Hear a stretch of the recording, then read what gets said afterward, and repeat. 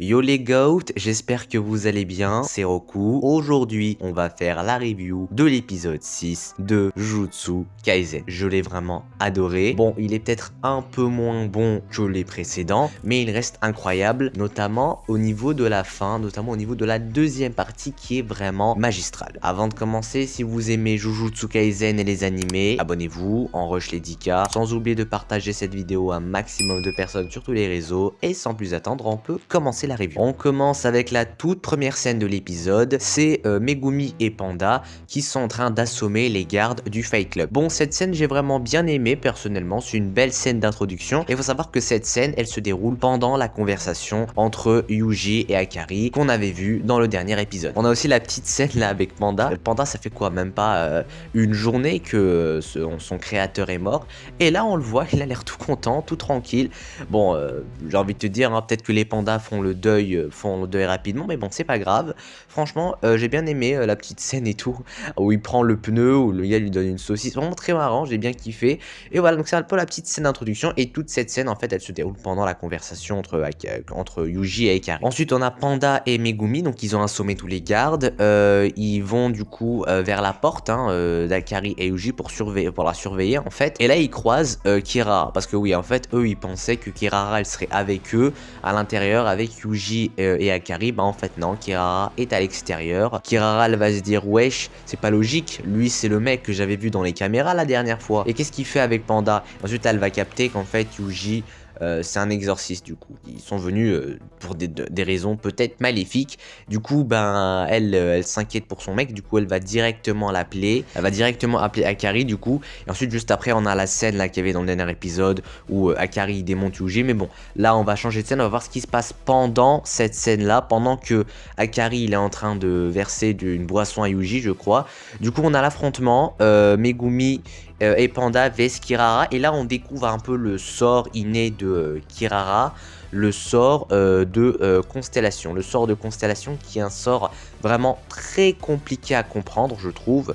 Donc, j'ai pas du tout capté. Franchement, j'ai pas du tout capté. Le sort... non, ça s'appelle pas le sort de Constellation. Ça s'appelle le sort Love Rendez-vous. Voilà. Donc, en gros, il y a des étoiles. Donc, il y a Imai, Acrux. Voilà, des étoiles comme ça. Du coup, ensuite, on a Megumi qui essaye de convaincre un peu Kirara. Il lui dit que voilà, Gojo, il a été scellé. Voilà, on a besoin de vous et tout. Kirara, logiquement, elle va pas les croire. Elle va leur dire, ouais, fallait pas nous exclure.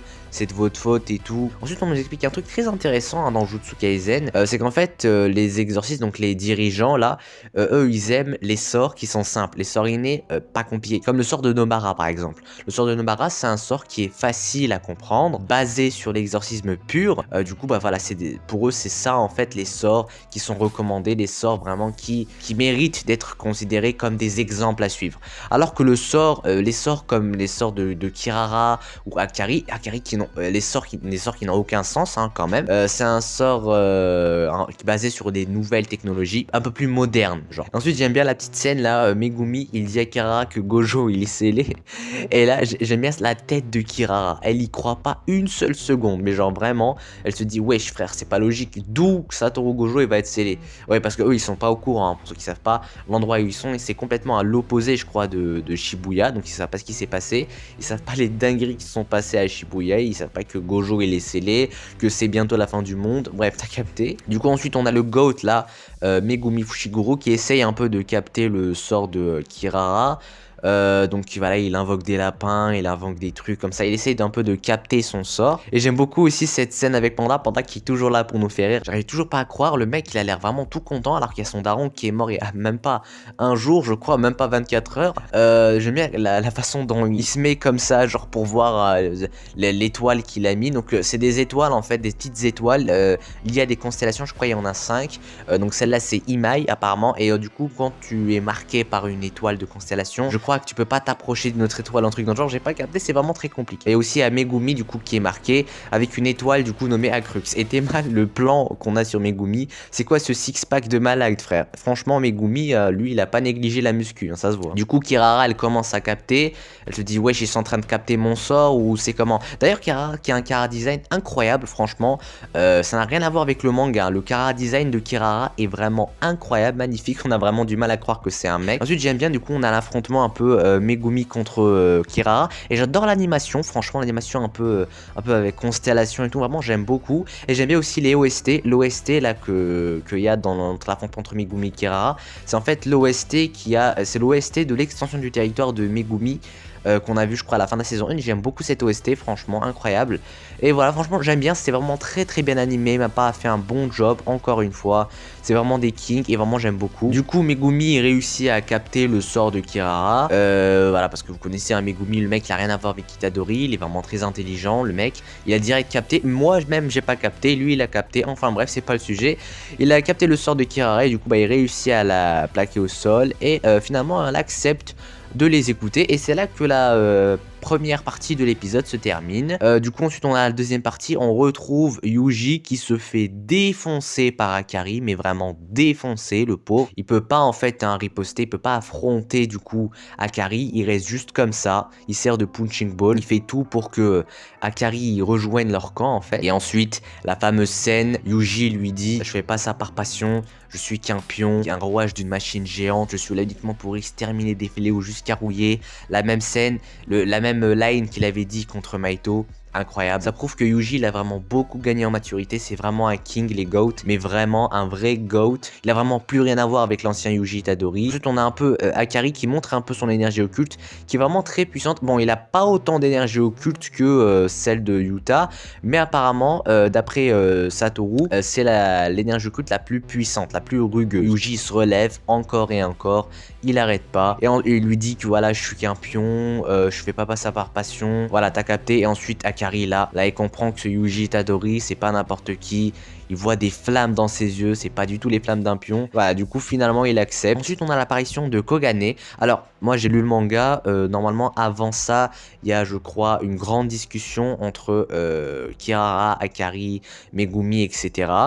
Mais bon, ils ont préféré la passer comme ça pour laisser un bon petit cliffhanger avec un GOAT qu'on appelle Kashimo. Donc c'est un exorciste millénaire, donc il a ajouté une règle à la traque meurtrière. Un joueur peut consulter des informations d'un autre joueur, comme son nom, ses points, les règles qu'il a fait ajouter et l'arène où il se trouve. Donc il a ajouté une nouvelle règle, il a obtenu un total de 200 points. Et quand vous savez que dans la traque meurtrière, quand tu débloques 100 points, tu peux ajouter une nouvelle règle. Du coup on a l'apparition du GOAT Kashimo. Donc apparemment tous les mecs qui est en train de croiser dans la traque mortelle, il les a tous foudroyés, littéralement foudroyés, vu que je vous rappelle qu'il peut matérialiser son énergie occulte en foudre. Donc il a été réincarné du coup par Kenjaku, donc c'est un exorciste qui a vécu à 400 ans.